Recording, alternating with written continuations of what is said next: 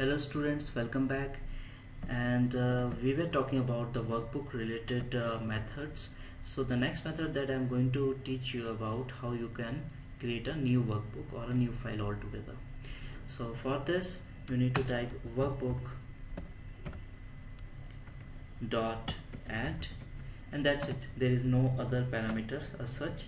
Workbook dot add is going to create a new workbook, and if I'm going to run this, you can see book 3, a new workbook has been added, or a new Excel file has been added. Now if you want to give name to this, or if you want to save it, it's different from sheet properties, because in sheets you can simply give it a name, but whenever you are going to create an Excel file, you can give a name when you are going to save this. So I have typed workbook.add. Now that particular workbook is an active workbook, so I'm going to type active workbook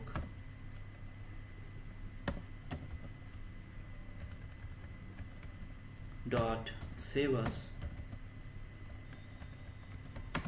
and then file name. So as a file name you will have to give the complete destination actually. So here let's say I'm considering this Excel file, and under this is one test. Okay, I'm considering this Excel file only. Click over here and take the address. I have just copied the address, and within quotation just paste this, give a backslash and give the file name. Let's say I've given him12. That's it. And if I'm going to run this, you can see a new workbook has been added with the name of him12. And if I'm going in this folder, here you can see him12, a new workbook or an Excel file has been created.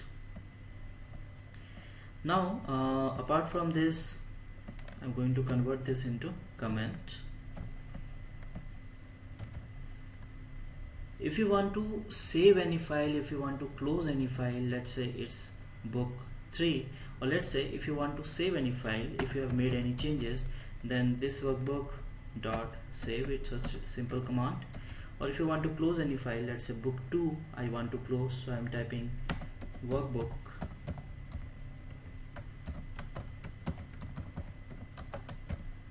dot close. That's it.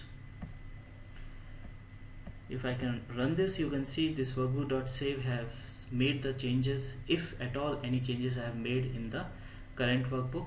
And workbooks book2.close, you can see the book 2 has been closed now. So this is about workbook and the properties. In the next video we are going to do one project related to workbook, and is going to understand how to do the copy paste as well. Thank you for watching. Have a nice day.